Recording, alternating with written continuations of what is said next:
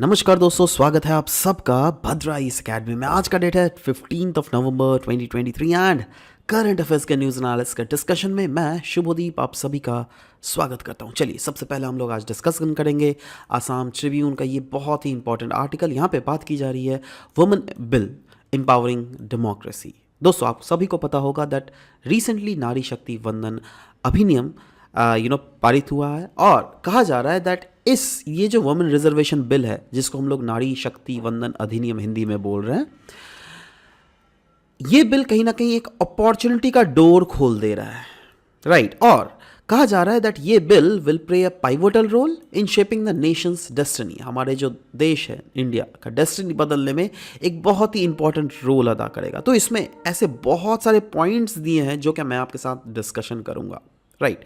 कुछ points of course इस article से तो लिए गए ही हैं, बट मैक्सिमम बहुत सारे ऐसे पॉइंट्स हैं जो क्या डिफरेंट अदर आर्टिकल से भी लिए गए हैं और एक होलिस्टिकली आपको ये टॉपिक मैं आपके सामने प्रेजेंट करने वाला हूं। तो चलिए, ये जैसे कि बोला है, इसके थ्रू ये जो बिल आया गया है, इसके थ्रू 1/3 ऑफ रिजर्वेशन प्रोवाइड किया गया वुमेन्स को। कहाँ Lok Sabha as well as state assembly में। और अनडाउटेडली कहा जा रहा है दैट ये न्यू इंडिया का एक नया डॉन है। जी हाँ, एक नया कहीं ना कहीं सुबह है। एंड इनफैक्ट पता है, एक रिसर्च किया, कुछ रिसर्च किए गए थे और उन रिसर्चेस का डेटा अगर देखिएगा तो you will be shocked.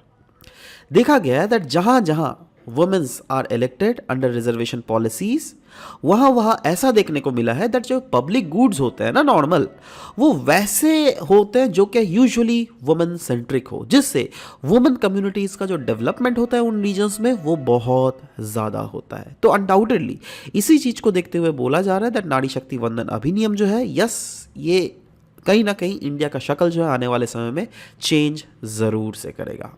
Percentage अगर देख लीजिएगा वुमेन एमपीज का लोकसभा में, देखो consecutive Lok Sabha, first, second, third, fourth, 17 तक देखिएगा। वैसे तो अगर प्रेजेंट लोकसभा में देखिएगा सबसे हाईएस्ट है, but still the figures are still not that promising, right. अगर देखो ग्लोबल अगर एवरेज देख लोगे ना, share of women parliamentary global average ये है 24.6%, जिसमें अगर ओवरऑल इंडिया में अगर एवरेज देख लोगे लोकसभा में, it comes out to be only 15%। हम लोग राज्यसभा में देख ही नहीं रहे, क्यों?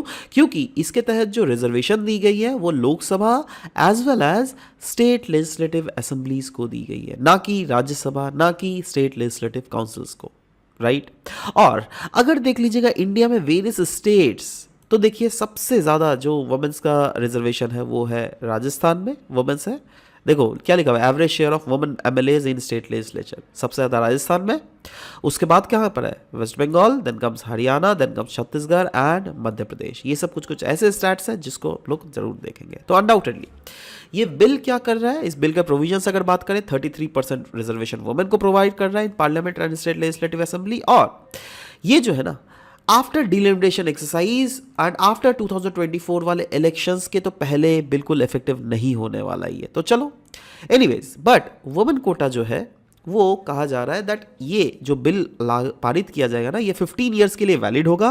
15 ईयर्स के बाद जो है इसको पॉसिबली फिर से एक्सटेंड भी किया जा सकता है। और quota will not be applicable to Rajya Sabha या फिर स्टेट लेजिस्लेटिव असेंबली के ऊपर ये कोटा एप्लीकेबल नहीं होगा, राइट। नाउ सवाल होता है दैट इस अधिनियम को बहुत समय क्रिटिसाइज भी किया जा रहा है। So what are the reasons behind the persons criticising this women reservation bill? देखो यहाँ पे बोला गया है दैट ये वुमेन रिजर्वेशन बिल जो है ना, ये diversity among the caste group तो बिल्कुल कंसर्न नहीं कर रहा है। What about the Muslim womens, है ना, they are the minority group, they should be given different other kind of reservation in this.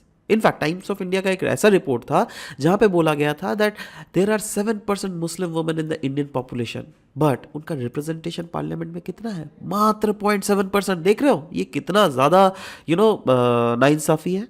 In fact अगर देख लीजिएगा 17 अभी तक जो लोकसभा बैठे हैं उसमें इन टोटल 690 वुमेन एमपीज का इलेक्शन हुआ है अभी तक लोकसभा में, जिसमें मात्र ओनली 25 ऑफ देम जो है they have come from the Muslim community.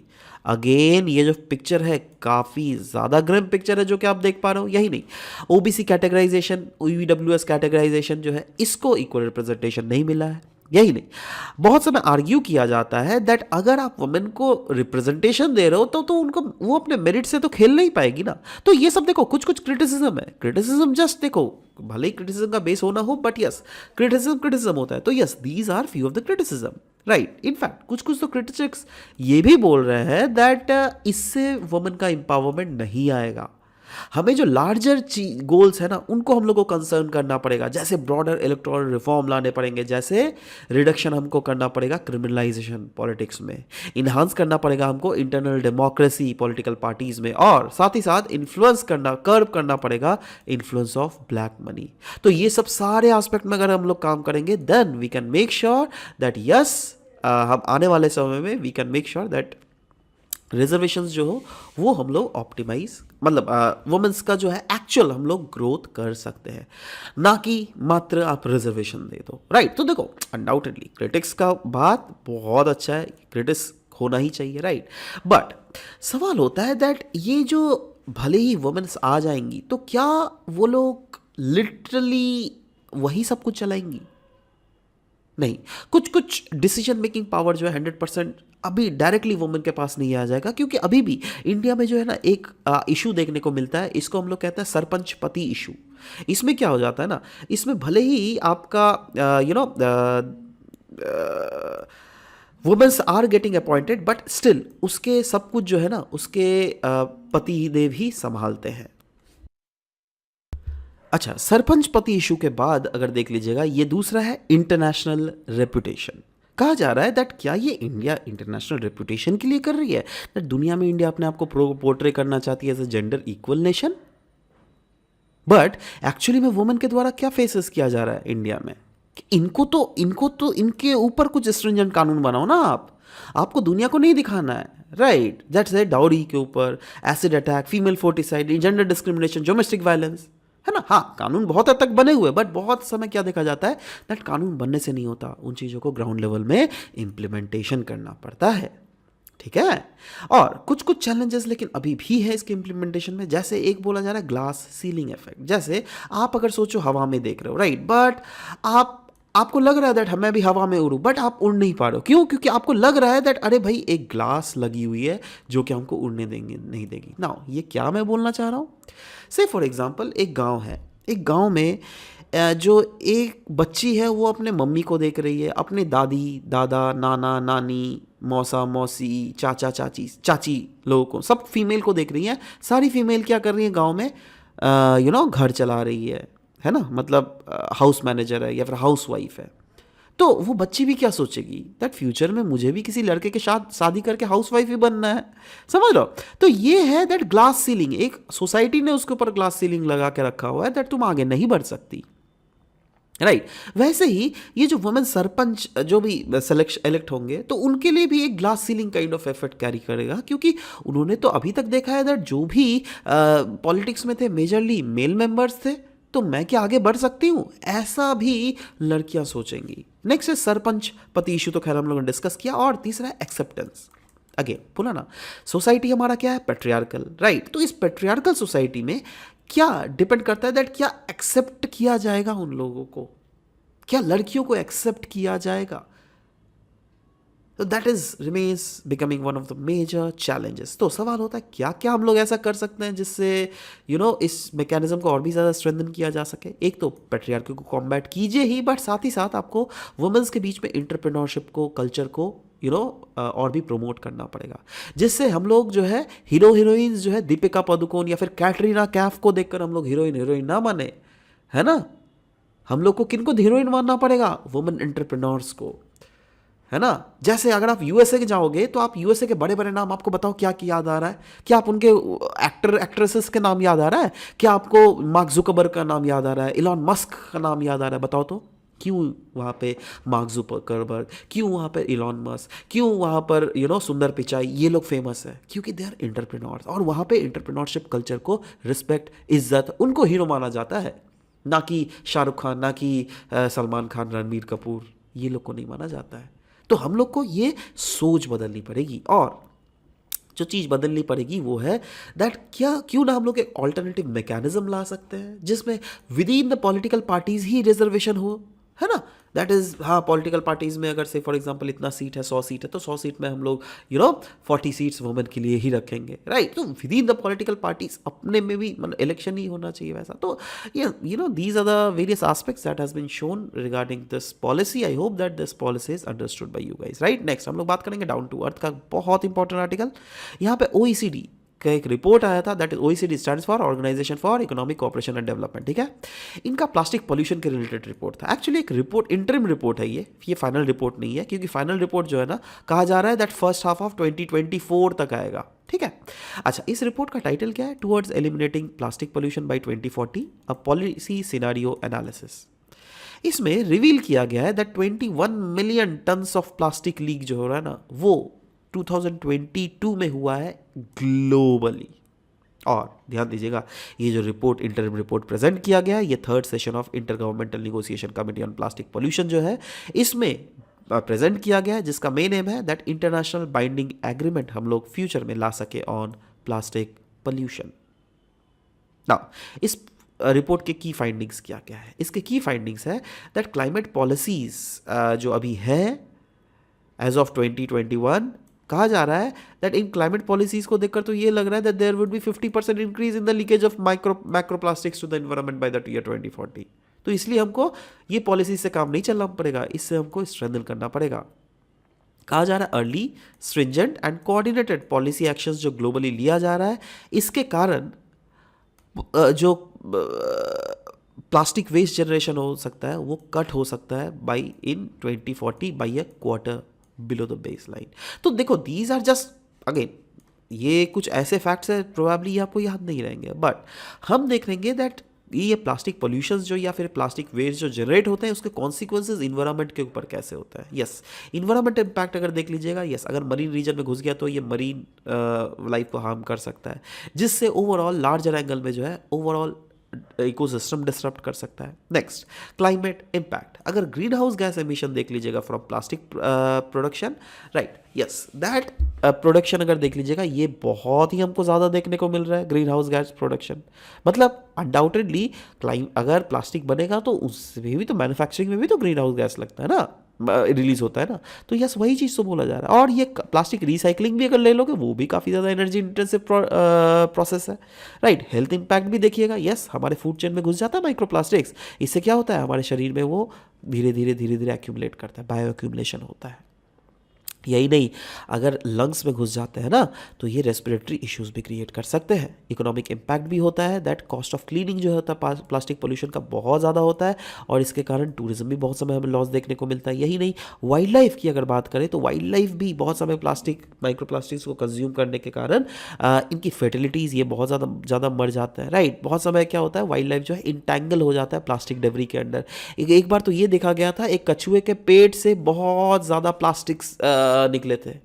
आप समझ पा रहे हो क्या हम लोग कर रहे हैं, राइट। रिसोर्स डिप्लीशन, अगर बात करें तो depletion of fossil fuel for plastic production, yes, हम लोग देख रहे हैं फॉसिल फ्यूल, प्लास्टिक प्रोडक्शन के लिए फॉसिल फ्यूल्स को जलाया जा रहा है, राइट। और यही नहीं, इसके कारण जो है ओवरऑल जो है नेचुरल रिसोर्सेज पे भी काफ़ी ज़्यादा स्ट्रेन हमको गिरते हुए दिख रहा है। तो क्या कुछ रिकमेंडेशंस है जो कि इस रिपोर्ट में रखा गया, इंटरम रिपोर्ट में? जी हाँ, पहला रिकमेंडेशन है दैट हमको कर्व करना पड़ेगा प्रोडक्शन और साथ ही साथ डिमांड को। और ये कैसे किया जा सकता है? टैक्सेस लगाकर, रेगुलेशंस को बढ़ाकर। जैसे 2022 में इंडिया ने बैन किया था ना single use plastic pollution, right. यही नहीं, प्रोडक्शन और डिमांड को हमको रेस्ट्रिक्ट करना पड़ेगा टू द सस्टेनेबल लेवल। क्यों ना हम लोग लाइफ अप्रोच के तहत इंडिया, मतलब हम लोग अपने जिंदगी जिए, right. Next is design for circularity, that is promote करना पड़ेगा हमको सर्कुलर इकोनॉमी को, प्रोमोट करना पड़ेगा हमको रीयूज को, और इन्हांस करना पड़ेगा रिसाइकलिंग को, जिससे हम कोई भी प्लास्टिक अगर पोल्यूशन हो रहा है तो हमको प्लास्टिक को सेग्रीगेट करना पड़ेगा, उसको प्रॉपर सेपरेट पहले करना पड़ेगा, उसके बाद कलेक्ट करना पड़ेगा, शॉर्ट करना पड़ेगा, और बाद में रिसाइकिल करने की ज़रूरत है, जिससे हम लोग मेक श्योर कर सकते हैं दैट इन मेजर से जो है एक्सटेंडेड प्रोड्यूसर रिस्पॉन्सिबिलिटी के तहत हम लोग ये चीज़ इंश्योर कर सकते हैं, है ना। और एक्सटेंडेड प्रोड्यूसर रिस्पॉन्सिबिलिटी क्या बोल रहा है? दैट जो भी उस प्लास्टिक को प्रोड्यूस करेगा वही उसी कंपनी का दायित्व होगा दैट वो उसको कलेक्ट भी करे। क्लोज लीकेजेस पाथवे, बोला जा रहा है decrease environmental losses by implementing effective waste collection and disposable methods, है ना कहीं ये जो इन्वायरमेंटल डिस्पोजेबल मेथड्स को हमें चेंजेस करने पड़ेंगे, उसके तहत जो है जो लीकेजेस होती है ना I mean to the environment, उसको बहुत हद तक ऑप्टिमाइज किया जा सकता है। ठीक है, नेक्स्ट हम लोग बात करेंगे सोवरिंग गोल्ड ग्रीन बॉन्ड के बारे में, not gold bond, green bond, right. और in the first issuance of sovereign green bond for the financial year 2024, ये जो ऑक्शंस था 5 ईयर मैच्योरिटी बॉन्ड का, ये काफ़ी ज़्यादा सक्सेसफुल था। सो ऑफकोर्स हमें देखना है दैट सोवरिंग ग्रीन बॉन्ड होता क्या है।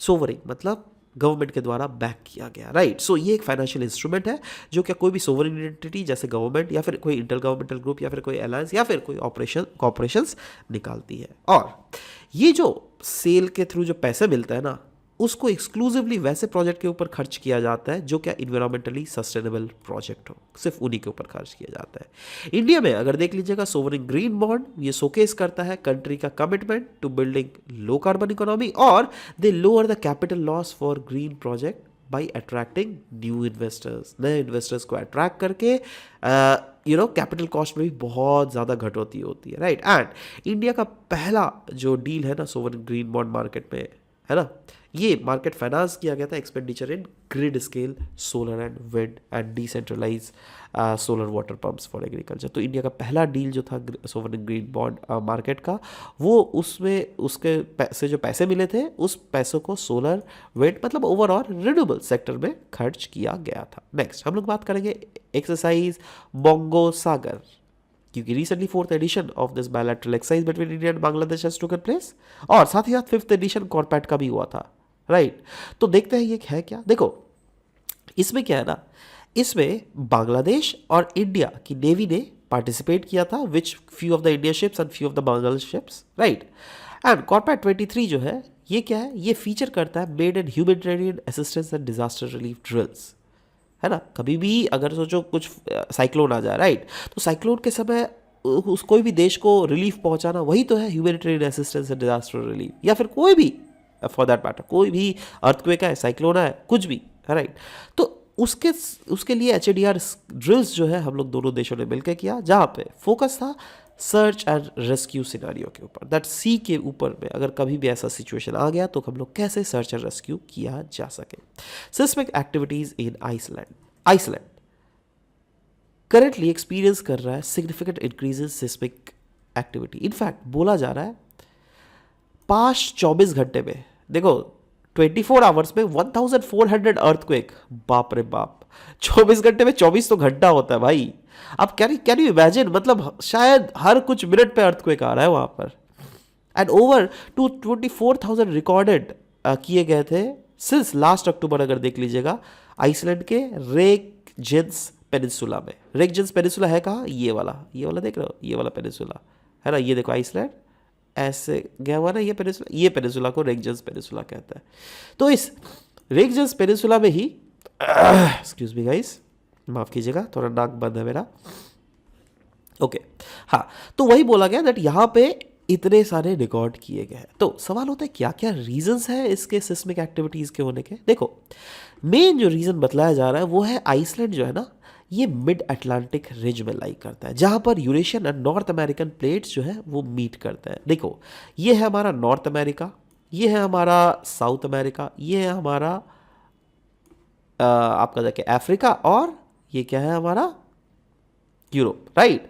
सो देखो ये वाला कौन सा प्लेट है, ये जो प्लेट है north America south American plate, और ये यूरोपियन और अफ्रीकन प्लेट। तो इन दो प्लेट को सेपरेट करने वाला जो ये बीच से लाइन गुजर रहा है, देख रहे हो ये गुजर रहा है ना, है ना। So what is this is mid oceanic ridge, और देखो ये मिड ओशनिक रिज का ही एक्सटेंशन है ये वाला रीजन, और यही है हमारा आइसलैंड। और यही आइसलैंड का ये वाला जो पार्ट है ना, छोटा सा पार्ट जो देख रहे हो यहाँ से, इसी को कहते हैं हम लोग रेजेंस पेनिनसुला, ठीक है। इनफैक्ट ये जो जियोलॉजिकल सेटिंग ही ऐसा है दैट यहाँ पे फ्रीक्वेंट अर्थक्वेक होती रहती है ना। सवाल होता है दैट ठीक है, ये अर्थ अगर ये मिड ओशनिक रिज में लाई कर रही है तो ये अर्थक्वेक क्यों आ रहा है, और ये अर्थक्वेक का लोकेशन ऐसे क्यों है, क्योंकि हमको समझना पड़ेगा। देखो इसके लिए हमको जिसको जियोलॉजी के पीछे भागना पड़ेगा। ये सोचो नॉर्थ अमेरिकन प्लेट है और ये सोचो यूरोपियन प्लेट है। अब ये दोनों प्लेट क्या कर रही है, नीचे से कन्वेक्टिव करंट जो है ना वो इस डायरेक्शन में ऐसे मूव किए जा रहे हैं, जिसके कारण अल्टीमेटली ये प्लेट जो है इधर मूव कर रही है और ये प्लेट्स इधर मूव कर रही है, जिसके कारण ऑफ कोर्स हम लोग को देख रहा है दो प्लेट्स सेपरेट हो रही है। सेपरेट हो जहाँ पर मतलब यहाँ पर इंट्रैक्शन क्या हो रहा है, डाइवर्जेंट प्लेट बाउंड्रीज का इंट्रैक्शन हो रहा है। ये तो आप लोगों ने ज्योग्राफी में पढ़ा है ना सब लोगों ने। 3 टाइप ऑफ इंट्रैक्शंस होता है, divergent plate boundary, convergent plate boundaries और passive margin, conservative boundary, right. तो यहाँ पे डाइवर्जेंट बाउंड्रीज हो रही है और जहाँ पर डाइवर्जेंट बाउंड्रीज होती है वहाँ पर अर्थक्वेक तो आता ही है। इसीलिए ये जोन ने बहुत ज़्यादा अर्थक्वेक अभी तक फेस किया है। ठीक है, आशा करता हूँ ये चीज़ें समझ में आई होगी। So this was all about the discussion that we had for this very session. मिलते हैं आप सबके साथ नेक्स्ट सेशन में। Till then bye bye, take care, thank you.